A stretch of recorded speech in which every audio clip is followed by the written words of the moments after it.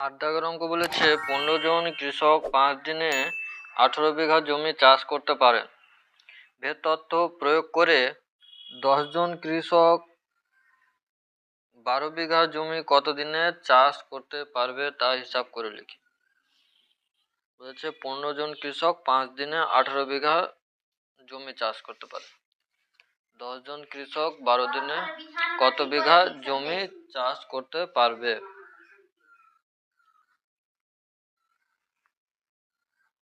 ধরি জন এ দিন বি আর জমি সি, তাহলে জোন ও দিনের মধ্যে কি সম্পর্ক হবে? ব্যস্ত সম্পর্ক।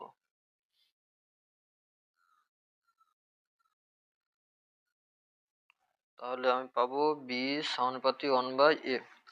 আর জমি আর দিনের মধ্যে সম্পর্ক বের করতে হবে। জমি ও দিনের মধ্যে কি সম্পর্ক হয়? সরল সম্পর্ক হয়। তাহলে পাবো বি সমানুপাতিক সি। আর যদি এটাকে যদি যৌগিক ভেদে প্রয়োগ করে কি পাবো? যৌগিক ভেদে প্রয়োগ করে পাই, তাহলে বি সমানুপাতিক c/a পেয়ে যাব। আর সমানুপাতিক উঠাতে গেলে কি ধরতে হয়? বি সমান kc/a ধরে নিলাম। তাহলে এটা 1 নম্বর নাম দিলাম। তাহলে এখন এ যদি 15 হয়, বি যদি 5 হয় আর সি যদি 18 হয়, তবে কি পাবো? হলে পাবো, এটাতে 1 নম্বর সমীকরণে বসে পাই। 1 নং সমীকরণে বসিয়ে পাই। তাহলে বি এর মান 5 সমান k × 18/15। তাহলে k সমান 5 × 15/18। তাহলে 3 দিয়ে যদি কাটি 6, 3 5 15, তাহলে 25/6 হয়ে গেল। এবার সমীকরণটি কি হচ্ছে দেখে। অতএব সমীকরণটি বি সমান হয়ে যাবে, কে এর মান বসিয়ে দেবো, তাহলে 25c/6a পেয়ে গেলাম। এটাকে 2 নম্বর নাম দিলাম। এবার এর মান কত? 10 আর সি এর মান বলেছে 12 হলে 2 নং সমীকরণ থেকে পাই। 2 নং সমীকরণ থেকে কি পাবো? বি সমান 25 গুণিত সি মান 12, 6 গুণিত এর মান 10। তাহলে 6 দুগুণে 12, 5 দিয়ে 5 5 25, 2 দিয়ে কেটে গেল। তাহলে বি সমান পেয়ে গেলাম 5। আজকে দিন। অতএব জমিটি 5 দিনে শেষ করবে।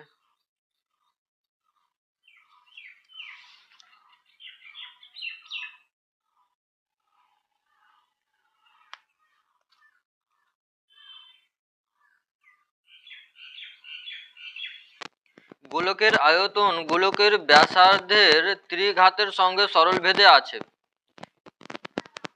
1.1/2 এবং 2.1/2 মিটার দৈর্ঘ্যের ব্যাস বিশিষ্ট 3টি নিরেট গোলককে গলিয়ে একটি নিরেট গোলক বানানো হলো।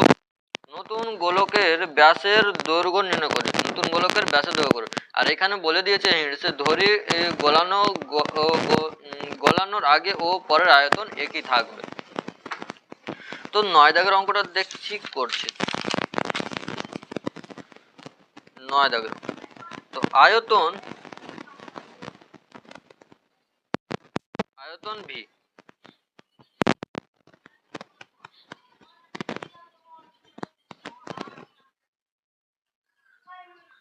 ব্যাসার্ধ ধরলাম আর শর্তানুসারে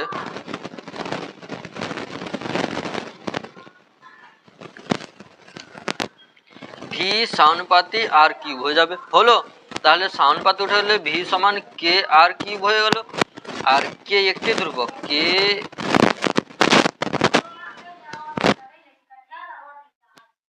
ধ্রুবক। তাহলে অতএব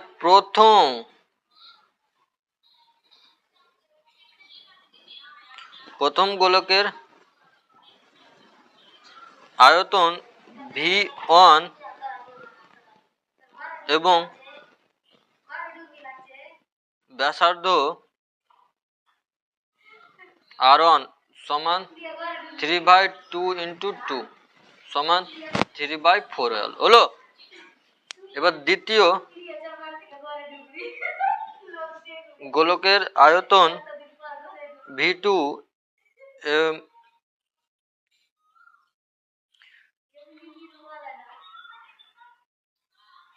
এবং ব্যাসার্ধ R2 যদি হয় তাহলে কত হবে, 2/2 সমান 1।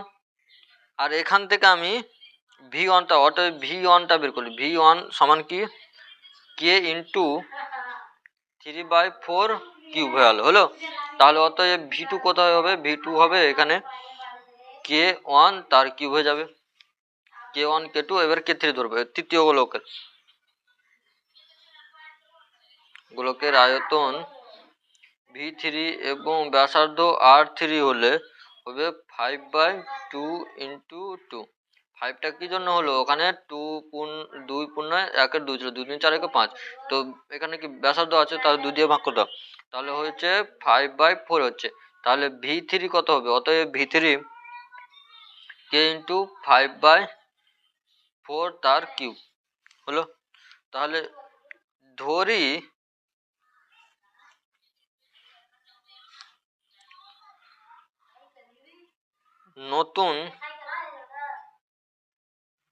নতুন গোলকের ব্যাসার্ধ R। তাহলে শর্তানুসারে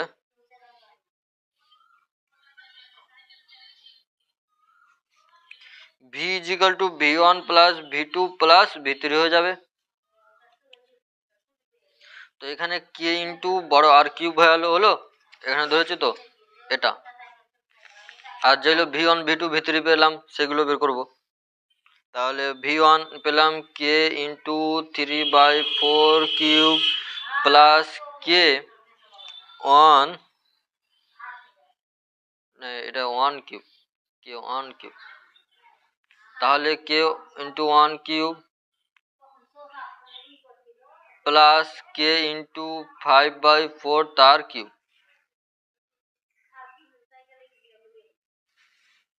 তাহলে এখান থেকে কেটা কমন নিলাম আর ভিতরে পেলাম 27/64 প্লাস 1 প্লাস 125/64 পেয়ে গেলাম। আর এখানে কে আর কিউব, কে কেটে দিলাম, আর কিউব সমান হয়ে গেল। এটা যোগ করলে লসাগু করলে 216/64 আর কিউব সমান পেয়ে যাব 6/4 তার কিউব পেয়ে যাব। এটুকু পাবো। তাহলে আর সমান কি পাবো, 6/4 সমান 3/2 সেমি। অতএব ব্যাসার্ধ বলেছে, অতএব ব্যাস বলেছে নাকি ব্যাসার্ধ, অতএব ব্যাসের দৈর্ঘ্য কত হবে, 3/2 × 2 সমান 3 সেমি। দেখো হয়ে গেল অঙ্কটা। এবার 10 দাগের অঙ্কটা দেখো। বলেছে y দুটি চলের সমষ্টির সমান, যার একটি x চলের সঙ্গে সরল ভেদে এবং অন্যটি x চলের সঙ্গে ব্যস্ত ভেদে আছে। x সমান 1 আর y সমান -1 এবং x সমান 3 এবং y সমান 5 হলে এক্স ও ওয়াই এর মধ্যে সম্পর্ক নির্ণয় করতে বলেছে। বলেছে ওয়াই দুটি চলের সমষ্টির সমান, তো এক্স চলের সঙ্গে সরলভেদে আর এক্স চলের সঙ্গে ব্যস্তভেদে রয়েছে, আর মানগুলো দেওয়া আছে, তো এক্স ও ওয়াই এর মধ্যে সম্পর্ক নির্ণয় করতে বলেছে। 10 দাগের অঙ্ক। তো ধরি একটি চল এম এবং অন্যটি এন, তাহলে ওয়াই সমান এম এন পেয়ে পাবো, এটা পেয়ে গেলাম, ওয়াই সমান এম এন।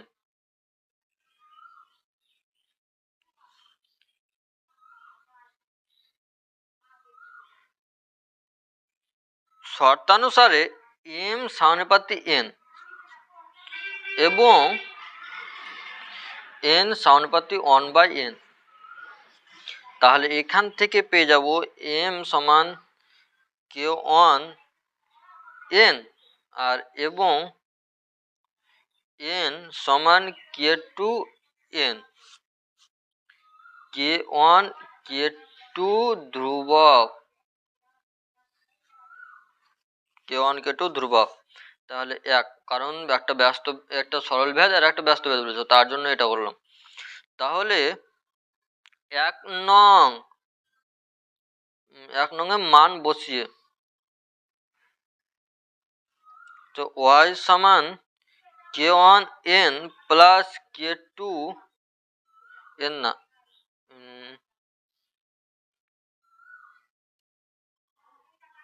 এক্স, কে ওয়ান এক্স আর কে টু এক্স, এটা 2 নম্বর পেয়ে গেলাম।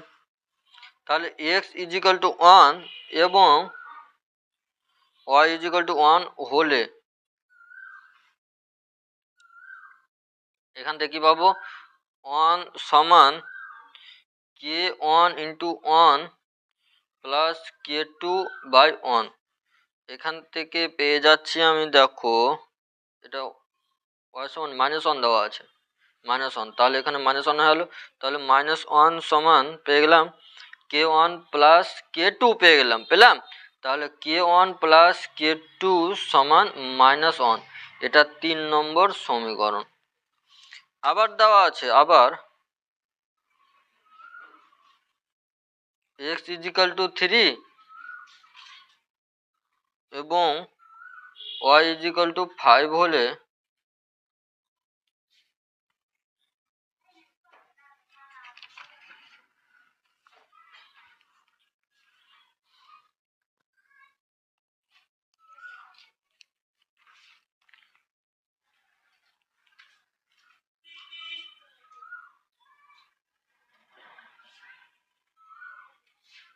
এবার মান বসাবো এখানে,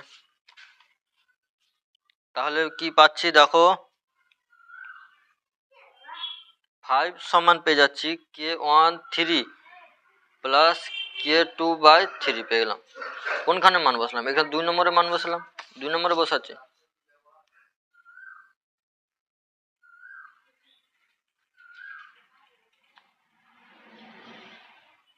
2 নঙে মান বসি।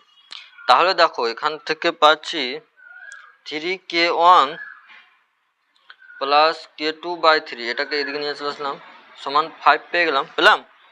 তাহলে দেখো এখানে পাচ্ছি 9k1 প্লাস কে টু সমান পেলাম 15, এটা 4 নম্বর নাম দিলাম।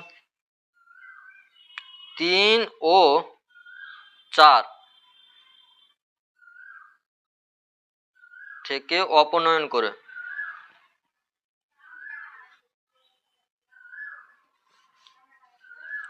9k1 plus K two is equal two 15 পেয়ে গেলাম, আর এখানে পেলাম কে one plus K two is equal two -1, তো মাইনাস মাইনাস প্লাস হলো, তাহলে এটা কেটে গেল, তাহলে পেয়ে যাচ্ছি এখানে 8k1 সমান পেয়ে গেলাম 16, তাহলে k1 ইজিক্যাল টু 2 পেয়ে গেলাম।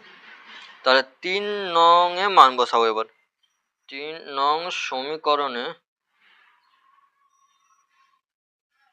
k1 এর মান বসিয়ে পাই, তাহলে Y is equal two k1x plus k2/x সমান পেয়ে যাব 2x বাই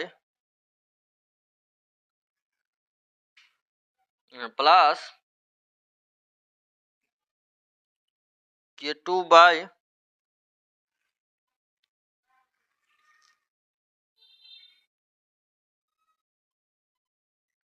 ও তাহলে কেটুর মান কত পাবো?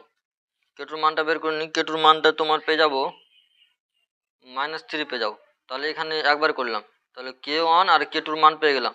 তাহলে এখানে যদি -3 যদি বসিয়ে দিই, আর এখানে কত পেয়েছি, এখানে x আছে, ঠিক আছে। তাহলে এখান থেকে দেখো পাচ্ছি আমি 2x -3/x পেয়ে গেলাম। এটা y সমান, এটা তো পেলাম, এটাই হচ্ছে অ্যান্সার।